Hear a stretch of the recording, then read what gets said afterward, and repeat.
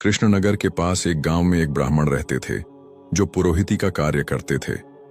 एक दिन पूजा से लौटते समय उन्होंने देखा कि एक साग वाली एक ही पत्थर के बांट से सभी को सही तौल में साग दे रही है।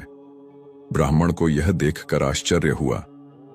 जब उन्होंने पूछा तो साग वाली ने बताया कि 3 वर्ष पहले उसके बांट खो गए थे और उसने रोते हुए भगवान से प्रार्थना की थी। तभी यह पत्थर मिला जो भगवान की कृपा से सभी तौल में समान काम करता है। ब्राह्मण ने वह पत्थर 300 रुपये में खरीद लिया। घर आकर उसे स्नान कराकर पूजा घर में रखा।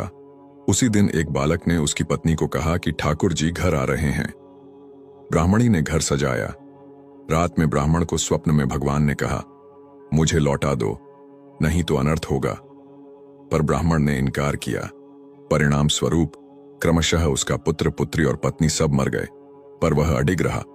एक दिन 2 सुंदर बालक गंगा किनारे उसके पास आए। उन्होंने उससे प्रेम पूर्वक बात की और एक मुरली तथा एक दिव्य पुष्प दिया। ब्राह्मण ने वह फूल राजा को भेंट किया। राजा की रानी को वह इतना भाया कि उसने वैसा ही एक और फूल मांगा। ब्राह्मण ने मुरली बजाई। तब वही बालक पुनः प्रकट हुए और उसे पुष्पों के बगीचे में ले गए। वहां पहुंचकर ब्राह्मण ने देखा चारों ओर दिव्य प्रकाश, पुष्पों की सुगंध और बीच में रत्नों का सिंहासन है। तभी उसके माथे की वह शिला नीचे गिरी, फटी और उसमें से भगवान लक्ष्मी नारायण प्रकट हुए।